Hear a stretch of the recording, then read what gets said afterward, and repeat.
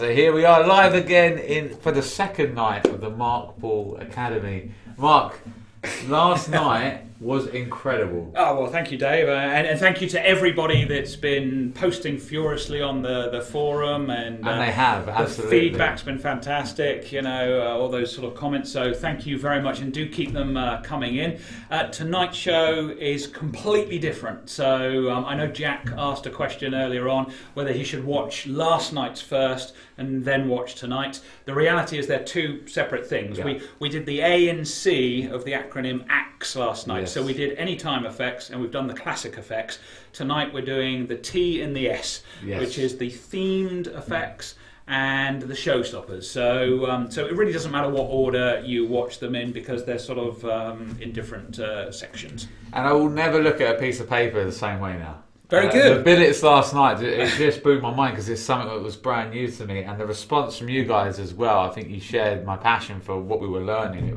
It really was incredible. I love the pictures. I think it was Chris who had a picture of like 2 billets sat on his desk. I don't think you did any work today, Chris, did you? I think you were just there staring at your billets and fiddling with them and playing with them. But that's a good thing. That's fine. Absolutely, and it is one of those moments as well. Like even last night when you were doing it, it looked like you were colour changing. But when you practice it, you kind of fool yourself. You do it in the mirror. You go, oh my gosh, you know. Well, you know, I think more mentalists should be using billet work, and I think a lot of people, when you read a description or a badly demonstrated billet switch, it really turns you off. You think, well, that's not for me. It's not deceptive. It's not going to fool anyone.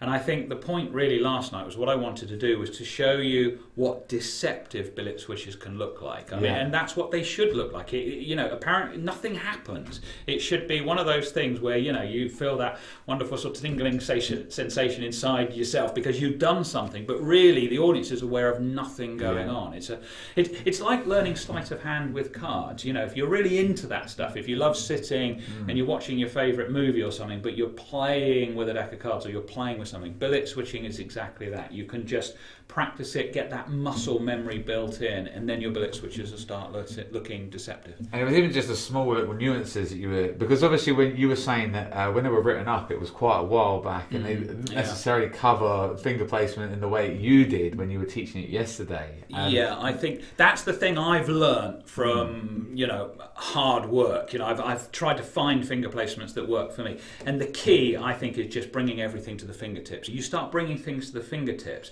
instead of having them in a deep finger palm, then it's very clear, it's obvious what needs to happen at that point, and it makes the switch so much easier. So fingertips is much better, and that gives you an elegance as well, a lightness of touch on it, which is so important with any sort of sleight of hand. Absolutely. And if you missed out on last night, or you're not signed up for the course, which is obviously last night and tonight, then it isn't too late. You can still purchase. The moment you do, yesterday's course will get dropped straight into your account, and they are separate courses. So you, so you can.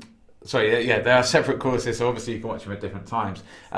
But before we talk a little bit more about tonight, I know this is a very short one, but we want to drop a video from last night's show. Yeah. This was. Well, it blew my mind. Everyone was raving about this, and quite rightly so. What's the name of this effect? It didn't really have a name, but it has a theme, which is past, present, future. So it could really have that as a title. There we go. Let's take a look at that now. Oh, he needs to find it. He needs to find it. Nice professional link there. So he tells me... We can talk some more. He tells me to link it, and he needs to find it. So I'm getting rid of H. Ask me what we do. What are we doing tonight? No, you tell us. So obviously, last night was all billets. Tonight is a little bit different. Yeah. Tonight, as I said, we're dealing with the T and S of the ACTS acronym, and that is, the T stands for themed performance pieces. Over the years, I've done a lot of work in the corporate and the trade show market. And in that environment, I've had to deliver a company's message in the framework of a magic trick or a mental effect. Right. So I'll be sharing with you some of the ways that I do that. And more importantly, sometimes companies want you to memorize sort of long, complicated scripts. And I'll show you a great way of getting around that so that you don't have to memorize information, because you sort of build it into the trick itself. So we'll be doing that. We'll be looking at the trade show environment. We'll be looking at sort of the stand-up speaker environment. And then we'll be talking about showstoppers. And the feature routine of that will be my 3-envelope test.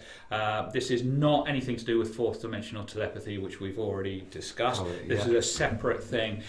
It's a 3-envelope test that has 9 separate revelations within it. So it's how you get the most presentation and performance out of the smallest amount of work and effort. Great. So we'll be talking about that. I can't wait. Hopefully it won't be 4.5 hours long, which is what last night was. Okay. Well, the thing about the Academy and what was great and evident last night is there were some great questions coming in from the guys that were viewing from home. And keep that going as well, because that's what makes this unique. It's really good to be able to talk to you and answer your questions as they occur to you. Absolutely. So are we good? We managed to find it? Brilliant. So let's take a look at the past, present and future routine from last night.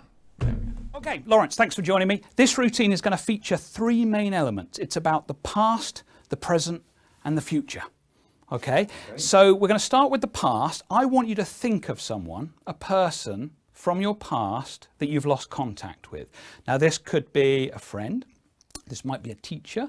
This could be the first person you kissed. I don't know, something like that. But somebody you've lost contact with, somebody who is not on your Facebook profile, for example. Right, yes. All right, and just the first name will do for this. So have you got someone in mind? Yes. Yes. Yes, and it's a sort of decent first name. It's not a common first name like the John or something like that. It's similar, yes. Yeah. But it's a name and it's your, Yes. and we haven't set anything up in advance. Okay, fine. I will, there's a pen for you. Take the pen. Thank you very much. All right. There's a business card there. I'm going to do this behind my back so that I can't possibly see. I would like you to write down the name of the person. All right. So write down their first name in the middle of the business card. All right. And when you've done it, let me know. Okay. So I can't see anything. It's behind my back. What I want you to do is to take that card, fold it into quarters. Okay. Fold it into quarters. So fold it again. And when you've done it, hold it in your fist.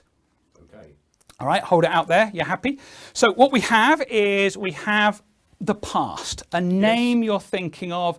It's clearly in your mind, and I got you to write it down for that reason. It impresses it upon your mind, the action of writing it, and you've seen it. So it's something recent. If you closed your eyes, you can actually see it in your imagination. Yes? Okay, now let's move into the present. Obviously, time is about the present, so this is going to involve my watch. That is about the present. We'll do something with that because obviously the present keeps moving, so we'll do it presently. Yes. And finally, we've got to go into the future. So I'm going to write a little prediction of something about the future. I think... no, hold on. Let's try that again. I think we will go with that.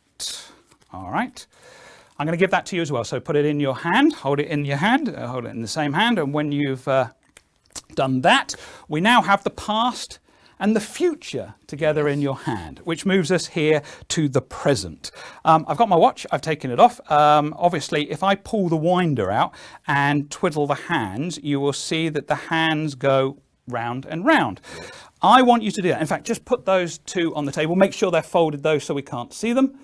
Okay. All right, and what I want you to do is to hold it face down and just twiddle the winder of the watch. You can twiddle it forwards, backwards, whatever, but keep it face down and keep twiddling, all right, until you feel that the moment in the present is right. And when you do, stop twiddling. I feel that's right. You feel that's right. It's that moment. Yes. Okay, perfect. What I want you to do is to push the winder in, push it in. You hear it click and it clicked in. So that has locked that time. That is the present. That is a locked moment in time, all right? So, past, present, future. Let's see what we can deal with. Think about the past, think about this name, think about this person. This person is male, yes? Yes. This is a person you knew when you were at school, am I right? Yes. That's correct. But as I said, you lost contact with this person. I think you last saw this person when you were about maybe 13, no, when you were about 16, 17, am I Yes, right? Yes. yes. When you knew this person, they had dark hair, yes? Yes. Now, I couldn't have known any of those things, and yet somehow we're connecting back with the past. Just think about the person's name. Think about that person's name. I'm just going to touch you lightly on the forehead. Just think about the name. Just see it there in your mind. Just think about the name. Andy. You're thinking about... correct. Is that Yes, right? yes. You're thinking of the name Andy. Yes. That's fantastic. We've done the past. Let's move into the present. Oh, thank you. Let's move into the present, and what I want you to do is have a look at the watch and see what time you stop, what moment in in the present you stopped at. Yes. What is that? It is 9:30. 9:30 exactly. 9:30. Yes. Okay. If you open that up, that was my prediction. Show everyone what I wrote down. It was indeed 9:30. 9:30. And just so everyone can check, it was indeed the name Andy that you were thinking of. So thank you very much. Well done. Congratulations. Thank you. So there we have it. That was just one of the amazing performances and one of the routines that was taught from yesterday's course. We're not going to hang around for too much longer because we basically are about to film tonight's course. So Absolutely. if you We'll haven't, get ready. Yeah, that's it. We need to get. One needs to go get ready. If you haven't got your ticket yet, come and join us at 7 o'clock our time this evening. And yeah, I think that wraps it up. Lots of you saying hello, so hello back. I can't do individual name checks because Hello. we haven't got time. But thank you as always for your support. And if you're joining us, we'll see you at 7 o'clock in about 25 minutes time. See you then.